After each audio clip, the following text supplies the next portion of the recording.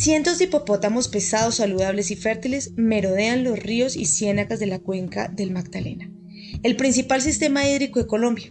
Desde el 2019, numerosos científicos han mostrado preocupación por el crecimiento descontrolado de esta población. Desde marzo del 2022, el Ministerio de Ambiente y Desarrollo Sostenible declara al hipopótamo como especie invasora en Colombia. Esta declaratoria se da luego de las recomendaciones del Comité Técnico Nacional de Especies Introducidas o Trasplantadas Invasoras y de recibir aportes de académicos y expertos y exministros del sector. Hoy en Pachamama Power Podcast contamos con una experta que hizo parte de ese Comité Técnico Nacional, Natalie Casteblanco, quien es bióloga y conservacionista de mamíferos acuáticos, investigadora, profesora catedrática, cofundadora de Fin Conservation y coordinadora de Manatí Biocultural. Bienvenidos y bienvenidas.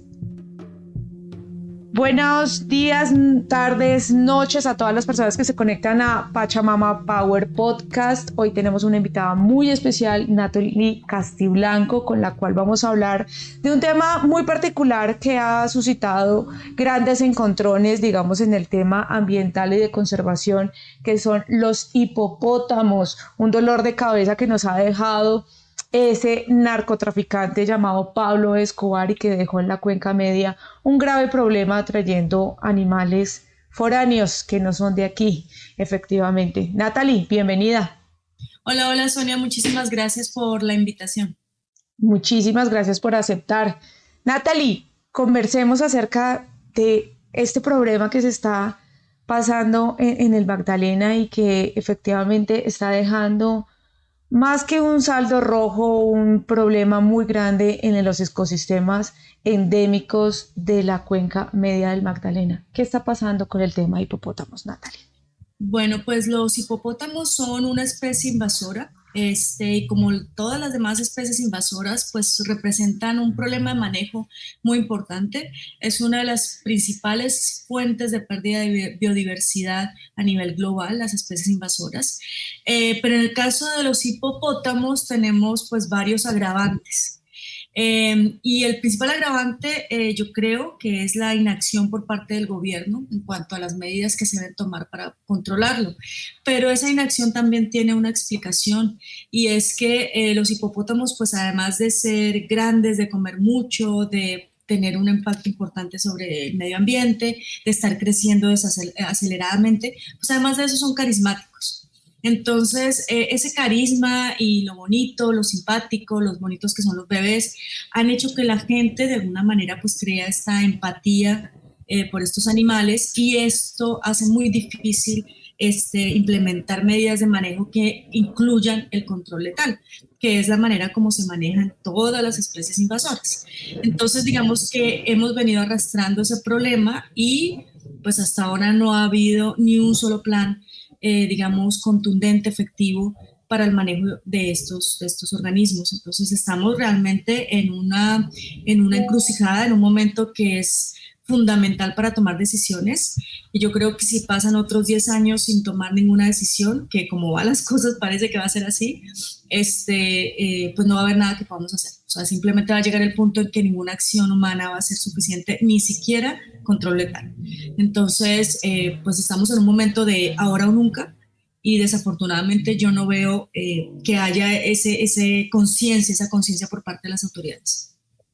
Natalie, recordémosle a los oyentes cómo aparece este problema en Colombia.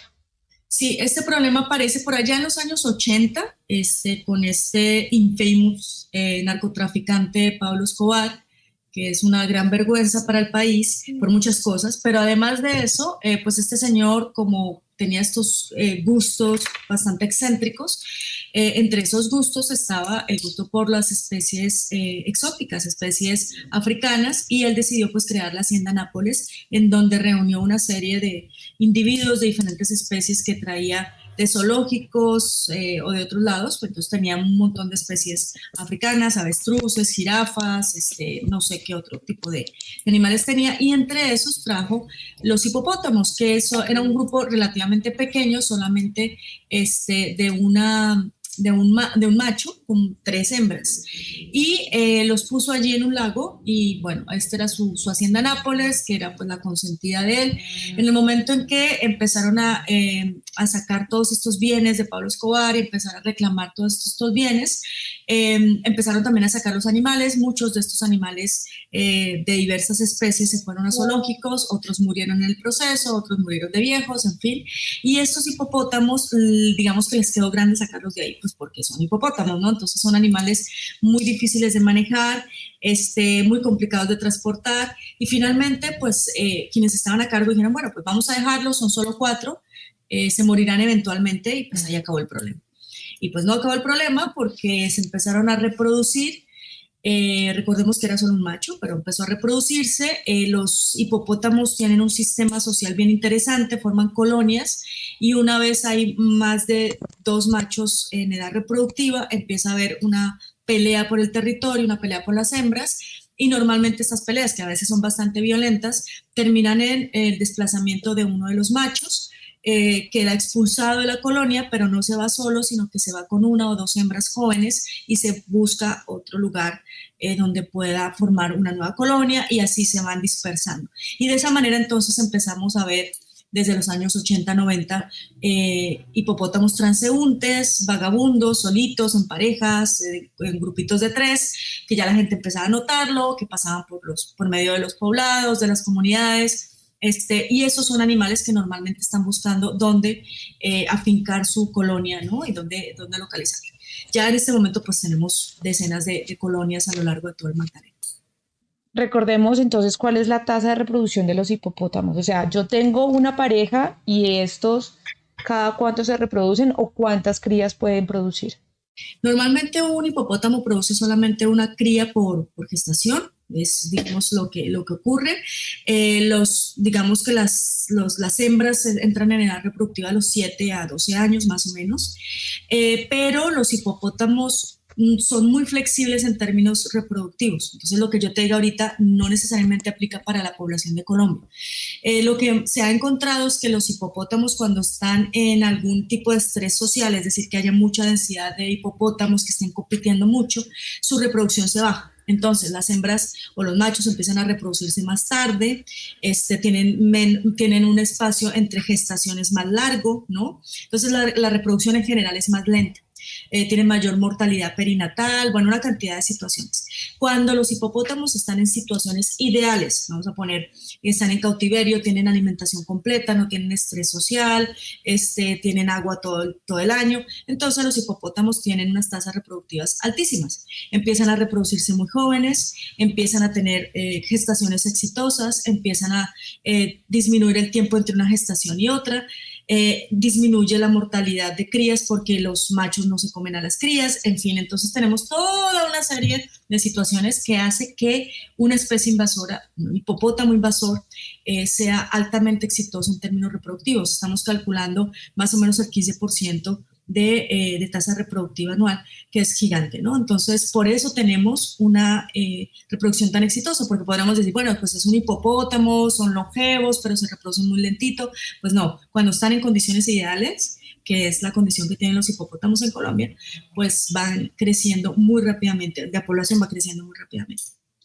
Hay algo que muchas personas lo mencionan, y es que, bueno, pero es que en el África ellos se mueren y todo el asunto, pero es que aquí hay un factor muy importante, y es que aquí en Colombia ellos no tienen, digamos, las mismas condiciones que tienen en su hábitat natural.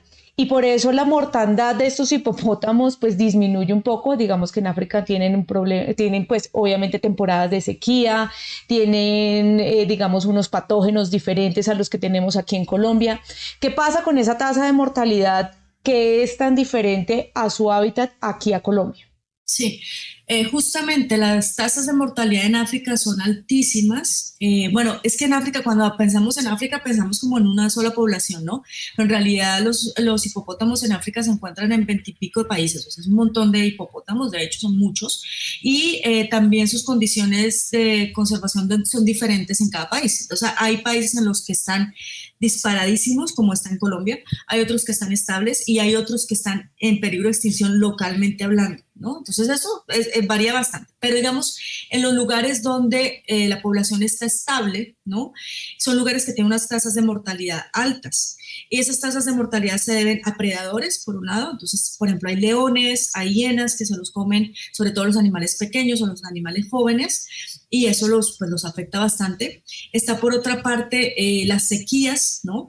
En muchos de los territorios donde están los hipopótamos hay sequías tan severas, tan drásticas, que ocasionan que los animales se mueran literalmente de sed o que queden tan débiles que queden, digamos, a merced de los predadores, o que tengan que recorrer entre un pozo y otro mucho tiempo terrestre, y eso también los expone a una cantidad de problemas. Y hay otros lugares donde la gente los mata, ¿no? Entonces también hay muchos conflictos con la gente. En fin, están llenos de una cantidad de presiones que causan mortalidad directa o que causan una disminución en la reproducción, que es lo que estábamos hablando ahora. Entonces, como las condiciones ambientales son tan adversas, tan negativas, lo que la población hace es decir, bueno, ya no me reproduzco tan rápido, ¿no? Entonces la situación está muy mala y voy a disminuir mi reproducción. Todo eso ayuda a controlar pues que la reproducción se explote. Es una manera muy natural y muy lógica de controlar el crecimiento poblacional. Y es la mortalidad directa y indirectamente también que haya un control de la población.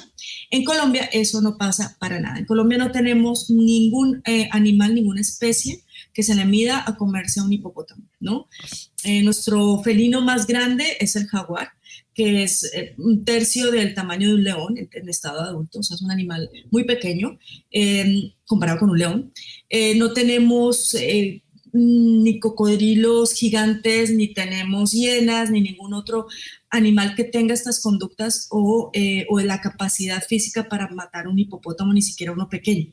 Y así lo tuviéramos, pues no están acostumbrados y además también hay una evolución del comportamiento. Entonces no tenemos ningún animal que haya evolucionado a cazar hipopótamos o a matar hipopótamos. Y también lo que tú comentabas, tampoco tenemos patógenos o alguna enfermedad o algo que ataque directamente a los hipopótamos. Entonces, los hipopótamos no tienen mortalidad prácticamente, o sea, la mortalidad de estos hipopótamos es de viejitos, ¿no? De resto no tienen ninguna causa de muerte que nosotros sepamos clara. Lo único puede ser o la gente que eventualmente entre en conflicto con ellos, o que el hipopótamo se atravesó una carretera y lo mató un camión, o una cosa así, ¿no? Pero realmente no está ocurriendo que tengan una mortalidad. Entonces, y eso pasa con muchas especies invasoras. Por eso es que tienen unos crecimientos demográficos explosivos, porque no hay un controlador natural. Eso pasa con todas las invasoras, con el pez león, con el caracol africano, con estas especies no tienen un controlador natural. Por eso la manera de manejar especies invasoras es controlar por un lado la reproducción, pero también tienes que meter inducir una tasa de mortalidad para poder realmente controlarlo, si no, no puedes, o sea, literalmente no puedes, sobre todo cuando los números ya son grandes. Entonces, el sacar a los animales para zoológicos, el castrarlos, este tipo de métodos hubiera servido cuando los números de la población eran pequeños, de decenas, ¿no? Cuando estamos hablando de 15, de 20, de 30 animales, de 50, pero a los números que estamos hablando ahorita y al área de dispersión que estamos hablando ahorita, no podemos realmente estar hablando solamente de sacarlos a zoológicos y de castrarlos, porque definitivamente no va a resultar.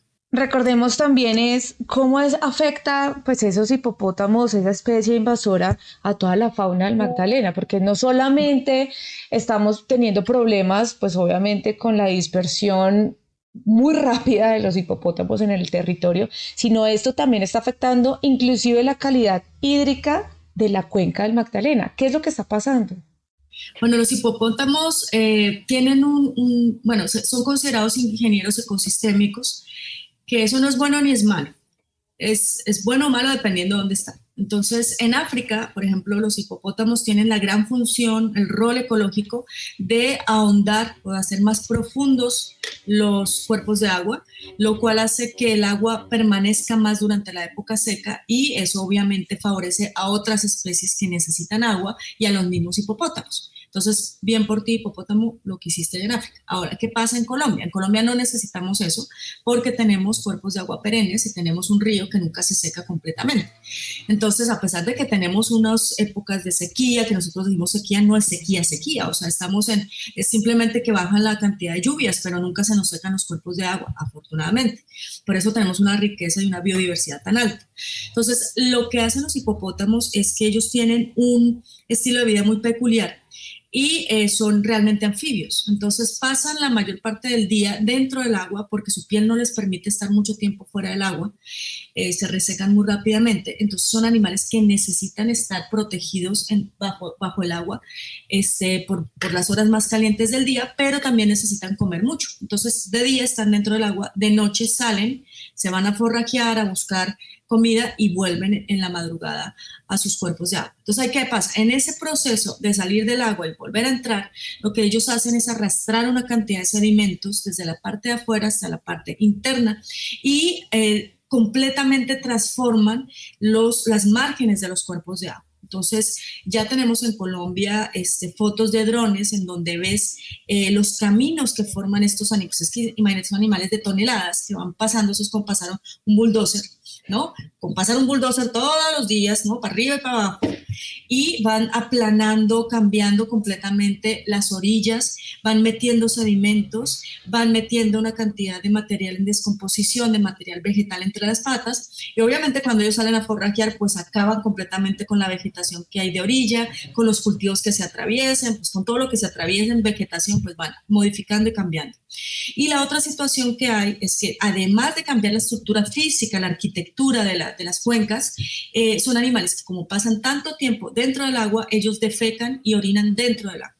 Entonces, todo este material orgánico, todo este material de nitritos y nitratos que ellos meten al agua, pues cambia completamente la composición físico-química de las aguas. Entonces tenemos procesos acelerados de pérdida de oxígeno, procesos acelerados de pérdida de aumento de la turbidez de las aguas, ¿no? De cambio de temperatura y obviamente todas las, digamos, el fitoplancton, el zooplancton, todos los microorganismos se alteran y de ahí para el frente pues es simplemente un efecto dominó. ¿No? Entonces cambia la composición de toda una comunidad y va cambiando y ya el pececito que no aguanta ese pH de esa agua, entonces ya se desplaza o se acaba y entonces la rana tampoco puede y entonces el animal que consumía esa rana tampoco puede seguir en esa área y así vamos yéndonos, ¿no? Entonces hay realmente el problema con los hipopótamos no es que se coman a otro animal o no es que maten a otro organismo directamente, sino que tienen un efecto transversal en todas las características físico-químicas de los cuerpos de agua, con todo lo que eso conlleva, desde nuestra biodiversidad hasta, por ejemplo, el producto pesquero, ¿no? Que es de lo que viven la mayoría de las personas que habitan en la cuenca del Magdalena. Y obviamente, pues los problemas, esos son los problemas ecológicos, ¿no? Y eso obviamente tiene unas implicaciones fuertísimas a nivel de biodiversidad y a nivel de idoneidad de hábitats para muchísimas especies. Natalie, esto es súper importante que la gente lo conozca y yo creo que en el proceso nosotros encontramos que en el antiguo gobierno se hizo, digamos, esa declaración de especie invasora. Uh-huh. Fue una mesa con expertos, porque quiero aclarar aquí dentro de este podcast, es que fue una mesa de expertos con las que se reunieron efectivamente el Ministerio de Ambiente en su momento y se hizo esta declaratoria. Sí. Esta declaratoria, ¿qué contenía y cuáles eran, digamos, este tema? O sea, ¿por qué era tan importante esta declaratoria? La declaratoria es importante porque de alguna manera obliga al gobierno, a las autoridades ambientales a que tomen acciones, ¿no? Cuando tú dices que una especie es invasora, en ese mismo momento ya estás implicando que esa especie está produciendo un impacto negativo sobre los ecosistemas y sobre las personas y sobre la economía, ¿no? Y por lo tanto es función de las autoridades ambientales proteger todas estas cosas, o sea, su misión es proteger la biodiversidad y proteger también a las personas y su fuente de ingresos y todo eso, ¿no? Entonces, de alguna manera es como una forma de presionar a que se tomen acciones, ¿sí? Entonces, por eso a mí me llama la atención que ahorita, por ejemplo, hayan colectivos que estén buscando darle reversa a la declaratoria de especie invasora, porque finalmente es un concepto que es un concepto técnico. ¿no? Es un concepto técnico que usamos para saber cómo manejar algo, ¿no? Entonces, algo que tiene esta y esta y esta característica, pues tenemos que saber cómo manejarlo. Y las características de especie invasora, pues están muy claramente delineadas por los grupos de la Unión Internacional para la Conservación de la Naturaleza, y es que es un proceso que se da por mano humana, ¿no? Aquí no hay un proceso natural, no llegaron nadando de África, ni nada por el estilo, los trajo un ser humano, es más, sabemos el nombre de la persona que los trajo, ¿no? No hay dudas en ese sentido. El segundo es que se han logrado adaptar perfectamente a las condiciones ambientales, pero no solamente se han logrado adaptar ambientalmente, sino que también están siendo exitosos reproductivamente. Entonces, lo que nosotros con nuestro trabajo hicimos fue demostrar que hay un éxito reproductivo de esta población, no solamente por la cantidad de individuos que están naciendo, sino por la cantidad, por el área de expansión que tiene esta población, es decir, que están invadiendo más y más territorio en Colombia. Eso significa que es una población exitosa, ¿sí? Y el otro condicionante que tiene es que tenga un efecto negativo sobre el ambiente o sobre las personas. Y esto obviamente que ya lo podemos ver en algunos casos, pero en otros casos sabemos por otro tipo de información que tenemos sobre la ecología y el comportamiento de estos animales, ya sabemos y ya está perfectamente documentado en África el impacto ecológico que tienen estos animales. Entonces la gente muchas veces dice, pero es que ¿cuántas especies han extinto? Pero es que ¿cuántas ciénagas han dañado? Y entonces no se trata de eso, o sea, por principio precautorio tenemos que a controlar antes de que ocurran las catástrofes, o sea, antes de que tengamos una ciénaga completamente inhabilitada para pesca, antes de que tengamos especies extintas, antes de que tengamos una persona muerta, antes de que pasen todas estas tragedias, tenemos que ir un paso adelante porque ya sabemos, ya podemos predecir, de acuerdo con la biología de la especie, que eso no va a cambiar en ningún lado si está en la luna, por la biología de la especie ya sabemos que eso es lo que va a pasar. No es difícil preverlo. Entonces, por ese principio precautorio es que decimos, sí, esta especie tiene el potencial de causar un impacto negativo al ecosistema y a las personas, por tanto, es una especie invasora con todas sus, ¿no? Que ponemos su chulito en todas las condicionantes. Y por eso fue que fue declarada y por eso la importancia que es justamente que el manejo se haga de la manera más técnica y más profesional posible.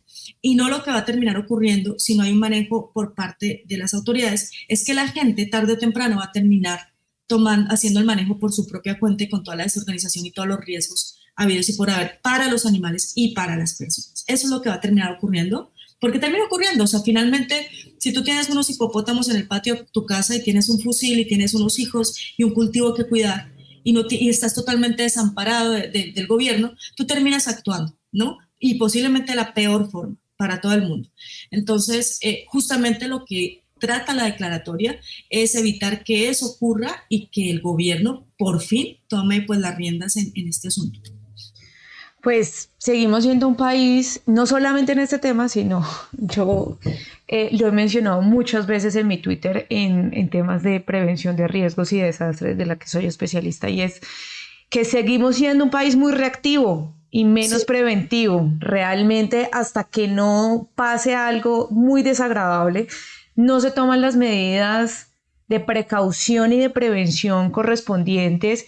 Y eso es un tema, nosotros veíamos en las noticias un carro que se estrella con un hipopótamo a las 12 de la noche, o el hipopótamo que se encuentra en el jardín o en el colegio de unos niños con una familia, y claramente pues lo vemos nosotros hasta con nuestras propias especies que efectivamente son protegidas, que se han visto que al acabar con ganado o acabar con los sembradíos y todas las ondas, pues las personas, ¿qué hacen? Pues coger un arma y efectivamente matar, digamos, a estos felinos que por ejemplo nosotros tenemos, o por ejemplo matar a los osos de anteojos. Esto no es un problema nuevo en Colombia, realmente sería muy ingenuo pensar que esto es lo que no va a pasar. Pero realmente a mí me preocupa es este hecho de la inacción. Tú lo mencionabas, estamos esperando realmente que ya llevamos casi 10 meses de este nuevo gobierno y no vemos, digamos, una acción contundente.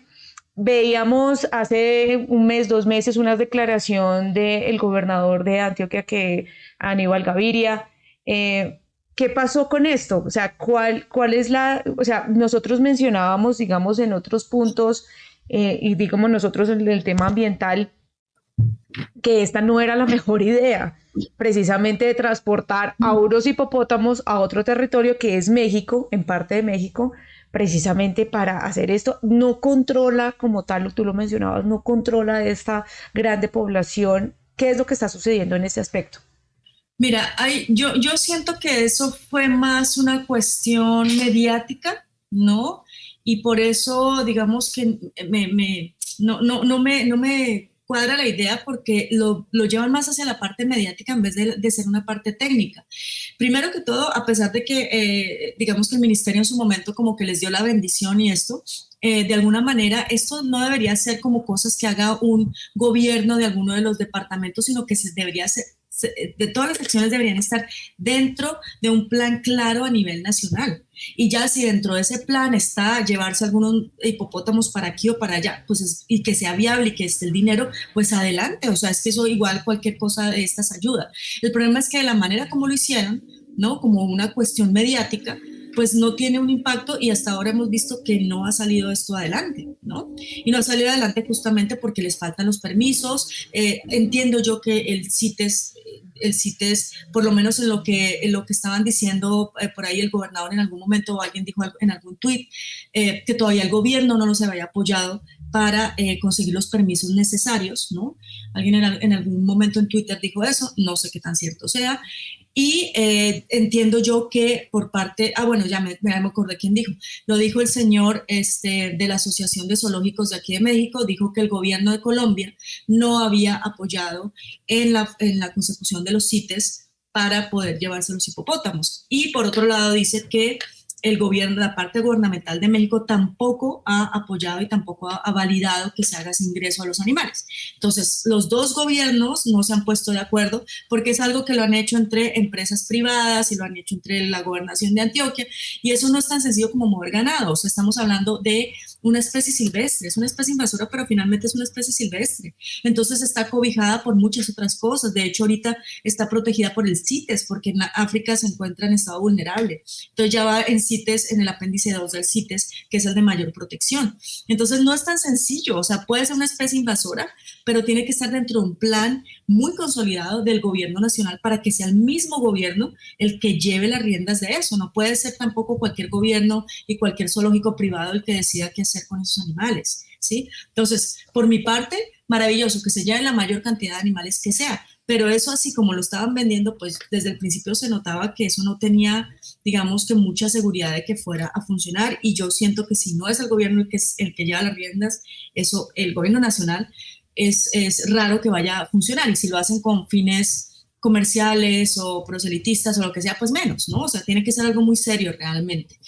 Eso por un lado. Por otro lado, tampoco me gusta el discurso que están usando para hacerlo, que es vamos a salvar a los hipopótamos de Colombia, ¿no? Entonces están poniendo a los hipopótamos como las víctimas de las personas que quieren controlarlos. O sea, están haciendo este juego de que quienes decimos que se tiene que controlar la población somos los malos de la película, que los hipopótamos son las víctimas, y de hecho lo son, pero no en ese sentido, ¿verdad? Y que ellos son los salvadores de los hipopótamos. Entonces, por ahí no funciona la cosa, ¿no? La víctima aquí, la gran víctima es el ecosistema del Magdalena, ¿no? Esa es la gran víctima que hay y obviamente los hipopótamos son causantes de ese problema, no es culpa de ellos porque, o sea, no tengo que decirlo, ¿verdad? O sea, no, ellos no planearon todo esto, ni mucho menos.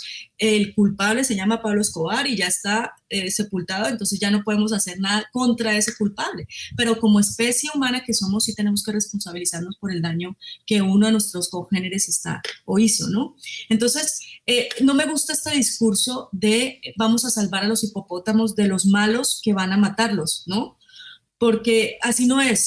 Yo creo que nadie, absolutamente nadie que se ha parado frente a un micrófono, frente a una cámara, a decir es necesario hacer control letal de los hipopótamos, lo dice muerto de la risa, con placer y qué emoción matar hipopótamos. O sea, a mí como bióloga, como mastozoóloga, como conservacionista, como amante de los animales, como estudiosa de los animales, me duele profundamente que tengamos que llegar a estos extremos.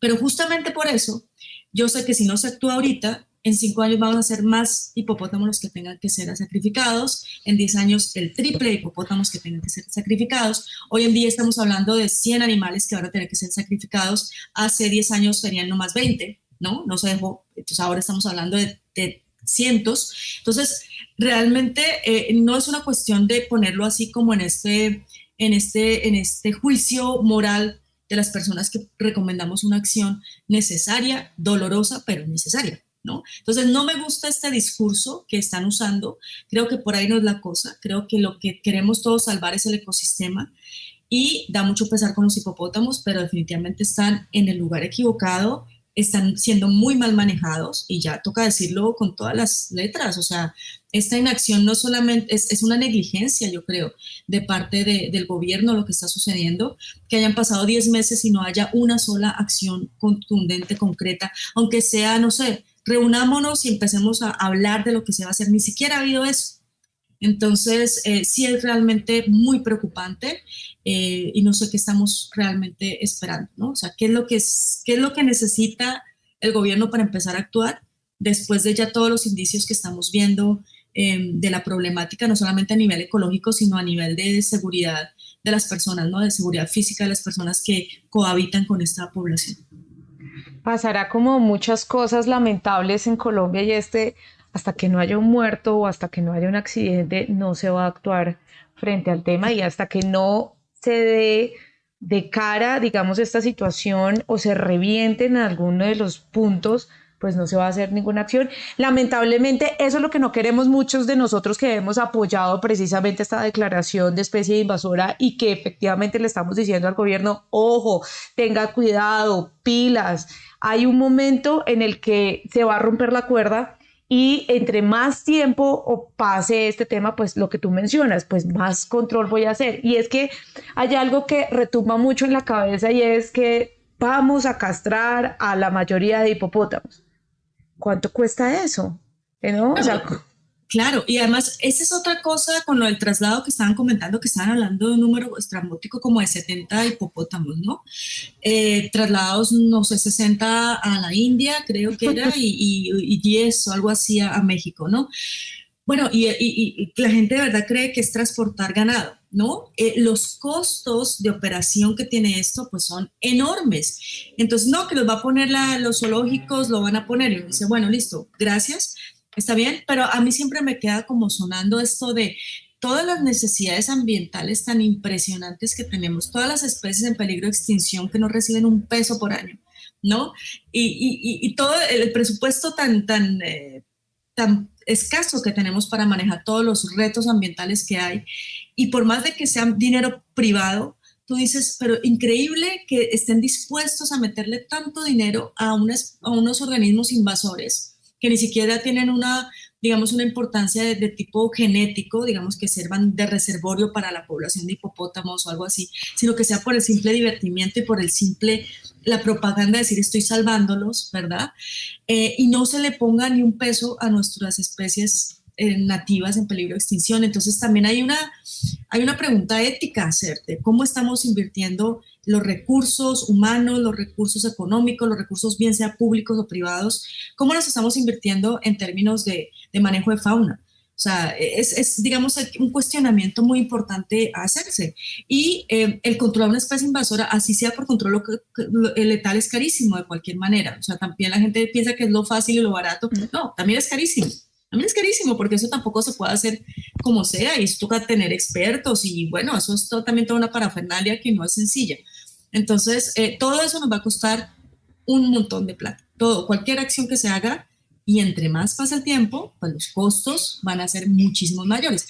De lo que tú quieras, castraciones, control letal, transporte, lo que sea que quieras hacer, va a costar una millonada de dinero. Entonces, es bien preocupante que ni siquiera nos paremos a pensar lo que te digo, estamos en una situación de ahora o nunca, ¿no?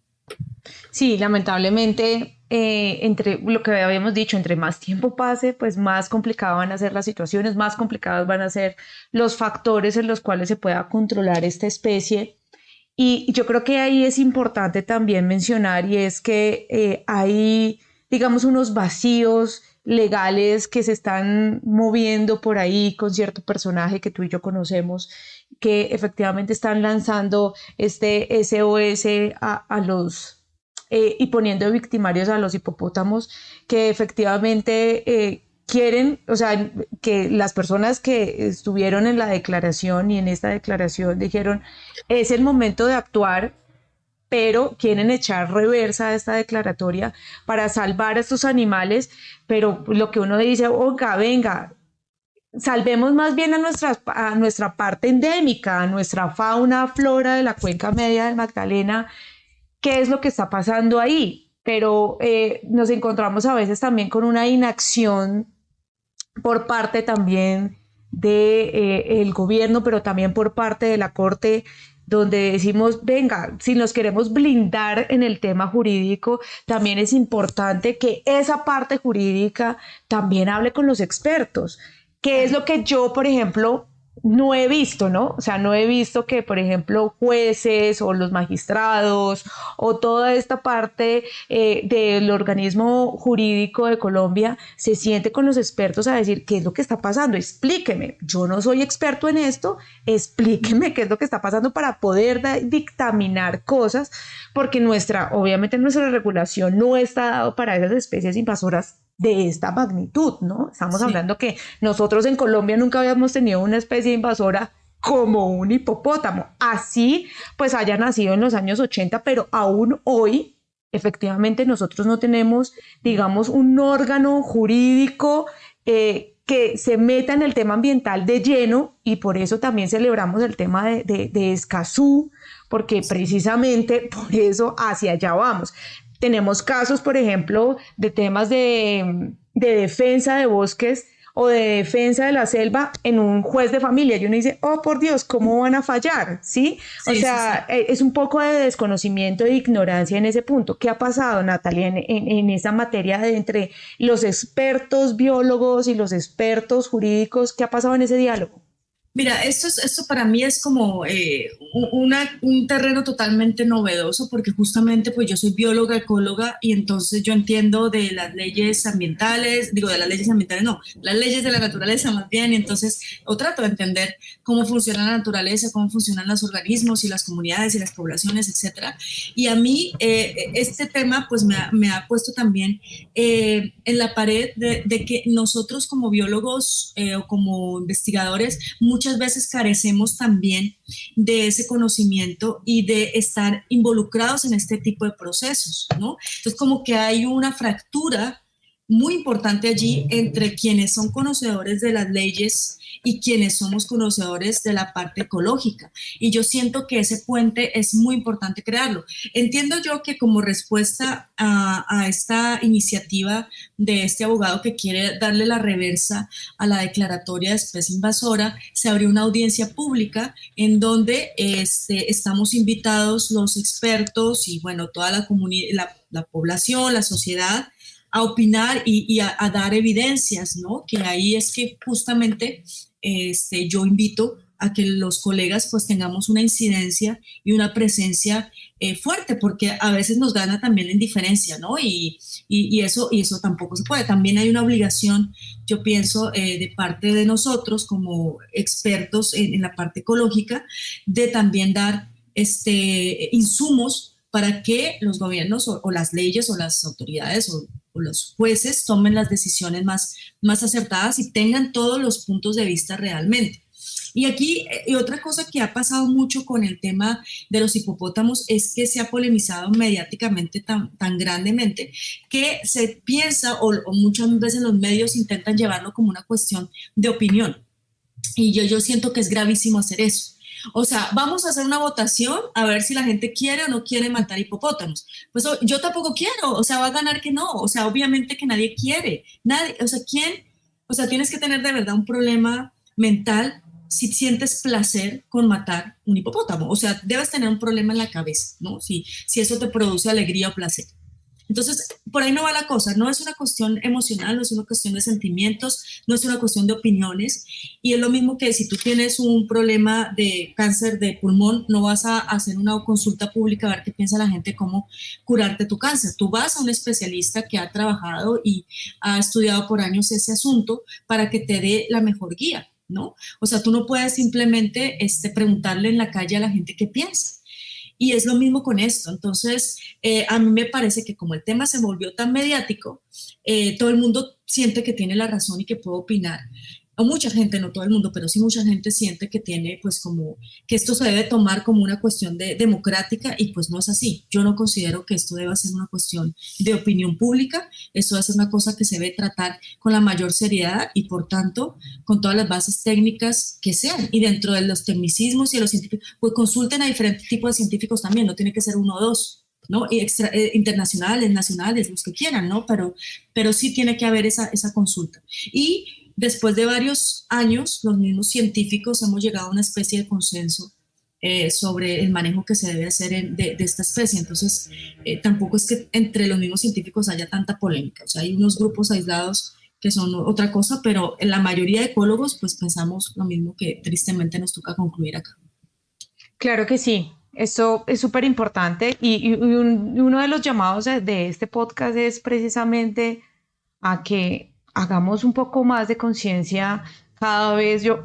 A mí cada vez que me hablan de los hipopótamos me acuerdo de un capítulo de Los Simpson cuando Bart lleva una rana a Australia y dice, no te la puedes llevar, y después la rana aparece por todas partes sin ningún control ni nada por el estilo, y siento que nosotros, digamos, como país, todavía nos sigue faltando un poco más de tecnicismos y de ciencia para tener esa discusión, ¿no? O sea, tenemos perspectivas muy diferentes. Obviamente nadie quisiera que ningún animal sufriera, o sea, realmente, como lo que tú mencionas, ya esto, si tú ya sufres, si ya te emociona con el sufrimiento de un animal, ya tienes como un problema, pero realmente sí necesitamos una acción verdadera y contundente. O sea, necesitamos primero pues un pronunciamiento del gobierno nacional. Yo creo que es importantísimo que el gobierno nacional, pues aparte que esté en la audiencia y tome, digamos, unas medidas muy importantes en estos momentos y muy certeras, porque lo que hemos mencionado a lo largo de este podcast, estamos ya a espera, y entre más tiempo pase, pues más animales deberán morir o deberán ser trasladados o deberán hacer lo que tenga que hacer, pero el tiempo es oro en esta discusión. Yo te agradezco, Natalie, por este espacio. Muchísimas gracias. Esperamos que en la audiencia pues se puedan tomar las decisiones correspondientes y que efectivamente pues lleguemos a un consenso, y que pues básicamente no se tense ese puente, sino que realmente tengamos una discusión certera y con evidencias correspondientes. Es muy importante que si se quieren hablar con expertos internacionales tengamos abiertos todas las posibilidades, pero que sean lo mejor para nuestra cuenca media, tanto flora, fauna, pero también para los propios animales que realmente en estos momentos podrían ser víctimas también de manos inescrupulosas y que pueden causar un accidente que en algún momento pueda llegar a ser letal. Entonces, muchísimas gracias, Natalie, por tu tiempo. Cualquier pregunta o inquietud, Natalie, tus redes. Sí, bueno, muchísimas gracias, Sonia. Pues con muchísimo gusto, siempre abierta. Pues mis redes, yo lo que más uso, o más bien lo único que uso, es mi Twitter, que si no lo tienen es @n_castelblanco_m. Para cualquier, bueno, estoy todo el tiempo hablando sobre hipopótamos y otras cositas. Muchísimas gracias, Natalie, y buenísimo que tengamos estos temas en Pachamama Power Podcast. Muchísimas gracias a ti. Mi nombre es Sonia Spitaleta y esto fue Pachamama Power Podcast. Agradecimientos especiales a los y las oyentes, y a mi mano derecha Sergio Carreño, y en la edición Fabián Carreño.